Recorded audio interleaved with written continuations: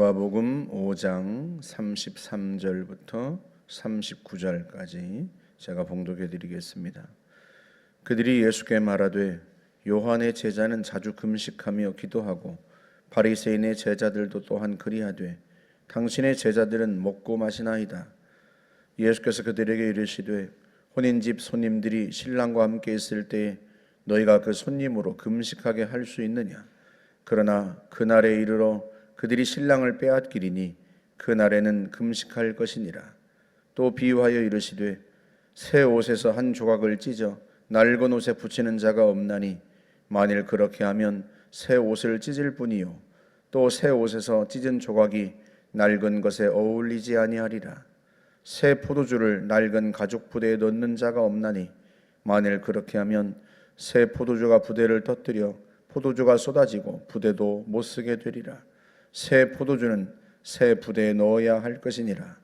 묵은 포도주를 마시고 새 것을 원하는 자가 없나니 이는 묵은 것이 좋다 함이니라. 아멘. 바리새인과 서기관들이 예수님께 와서 항의조로 질문을 합니다.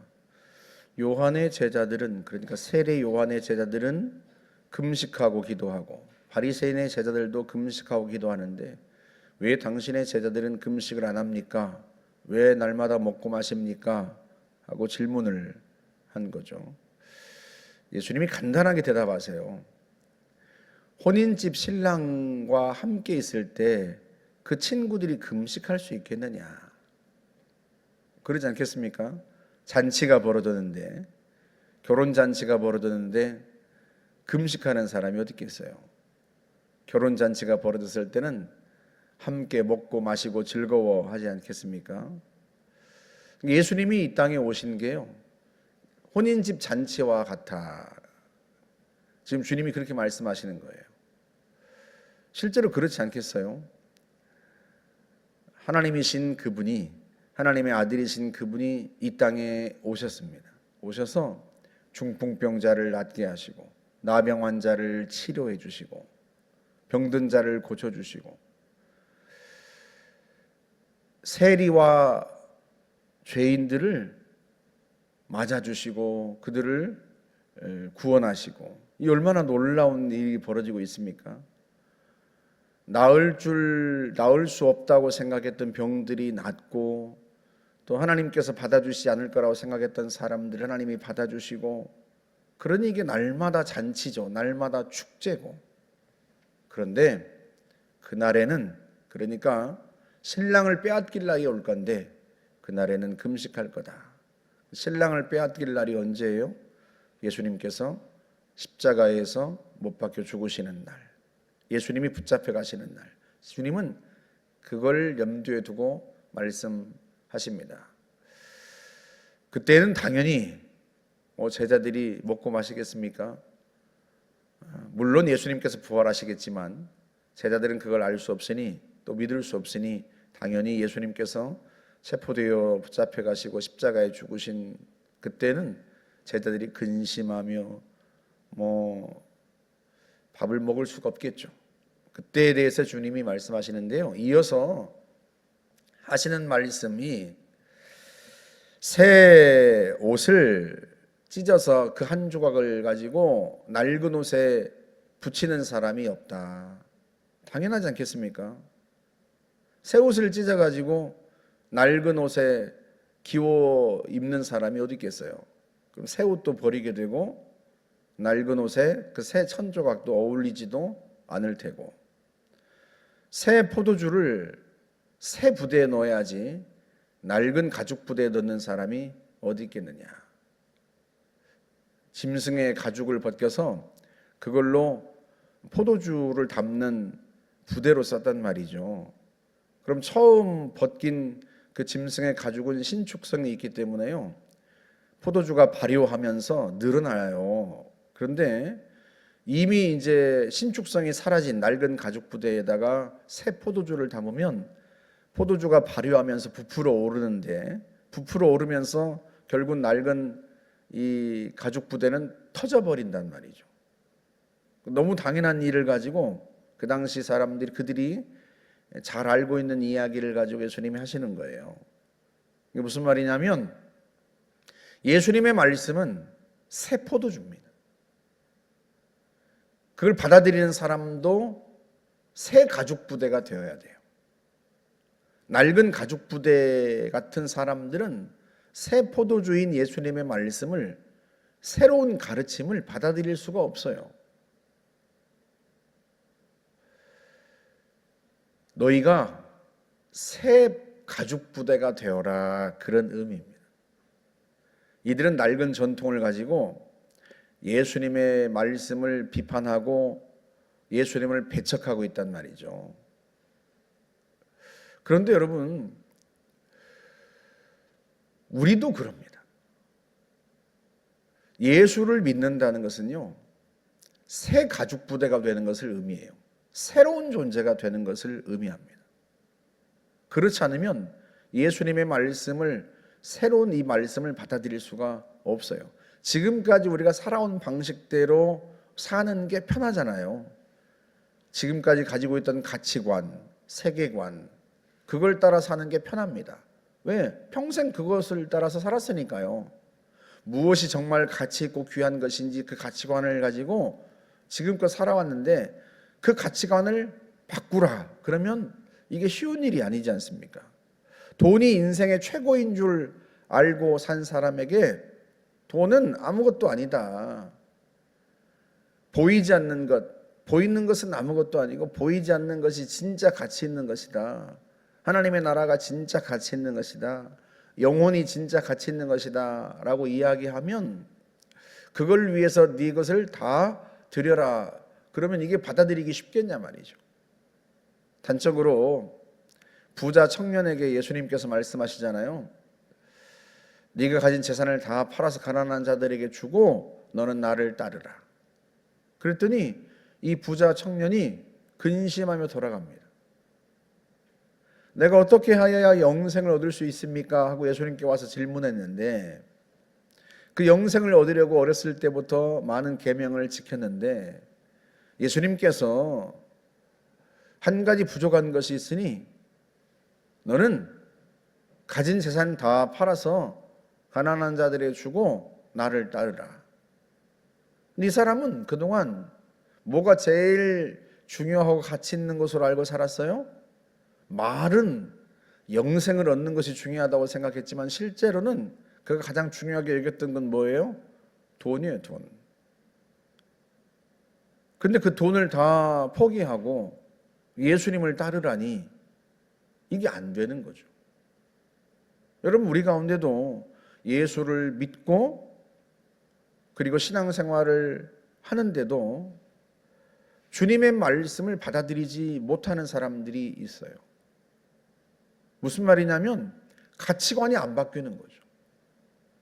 예수님께서 말씀하신 것을 따라서 하나님의 나라를 추구하고 하나님의 뜻과 의를 추구하고 그것이 가장 가치 있어야 되는데, 하나님의 나라보다, 하나님의 의보다 내 뜻이 중요하고 내 즐거움이 중요하고 내 행복이 중요하고, 그러니까 뭐가 가치 있고 진짜 가치가 있고 뭐가 덜 가치가 있는 게 있는 건지 이 가치관이 안 바뀌는 거예요.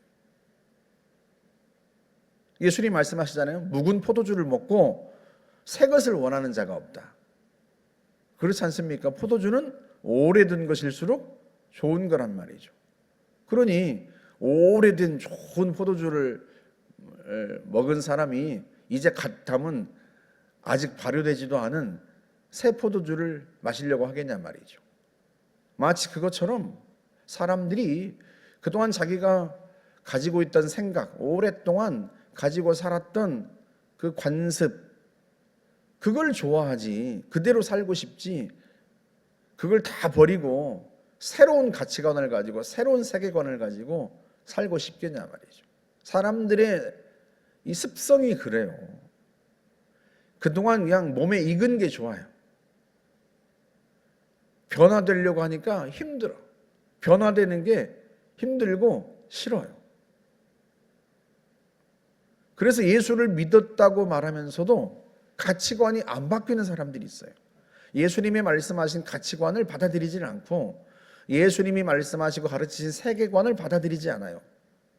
예수님이 가르치신 세계관은 뭐예요? 영원한 하나님의 나라가 있다는 거예요. 하나님의 나라가 중요하다는 거예요. 너희 보물을 어디에 쌓아두라? 하늘에 쌓아두라. 너희 보물을 땅에 쌓아두지 말고 하늘에 쌓아두라. 주님이 우리에게 가르쳐 주시고 주님이 우리에게 깨우쳐 주시는 것은 영원한 것이 있다는 거예요. 영원한 세계가 있고 영원한 영광이 있다는 거예요. 그걸 추구하며 살라는 거예요. 제자들에게도 똑같이 말씀하셨고, 근데 제자들이 그걸 받아들이지 못하죠. 그래서 이 땅에서 누릴 것, 누가 우리 중에 제일 큽니까? 서로 다투고 예수님께 묻고, 예수님은 십자가를 지러 가시는데 제자들은 예수님이 왕이 되시면 누가 제일 큰 자리를 차지할까? 그것으로 다투고. 우리가 그렇지 않느냐? 예수님께서 지금 그 말씀을 하시는 거예요. 주님의 새로운 가르침, 주님의 가르침을 우리가 받아들이려면 새 가죽 부대가 돼야 돼요. 우리가 바뀌어야 돼요. 우리가 바뀌어야 돼요. 변화를 추구해야 합니다. 우리는 이미 존재가 바뀌었어요. 사실은 그리스도 안에 있으면 누구든 새로운 피조물이라, 새 것이 되었다. 주님이 말씀하세요. 하나님의 자녀가 되었고요, 새로운 피조물이 되었습니다. 그렇다면 새로운 존재가 되었다면 다 바꿔야 돼요.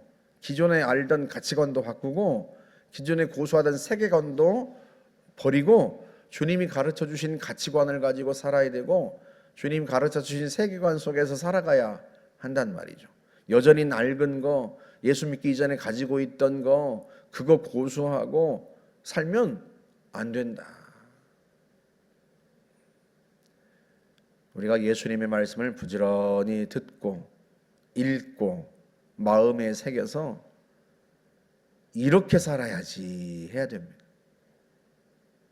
내가 살아오던 방식대로 사는 게 아니라, 내가 중요하게 여겼던 것 여전히 중요하게 여기는 게 아니라 예수님이 중요하다고 여기는 것을 중요하게 여기고, 예수님이 가치 있다고 여기는 것을, 말씀하신 걸 가치 있게 여기고, 예수님이 추구하라는 것을 우리가 추구하고 주님의 가르침을 따라 살아야 돼요. 주님의 말씀, 새 포도주를 받아들일 수 있는 새 가죽 부대가 되어야 합니다.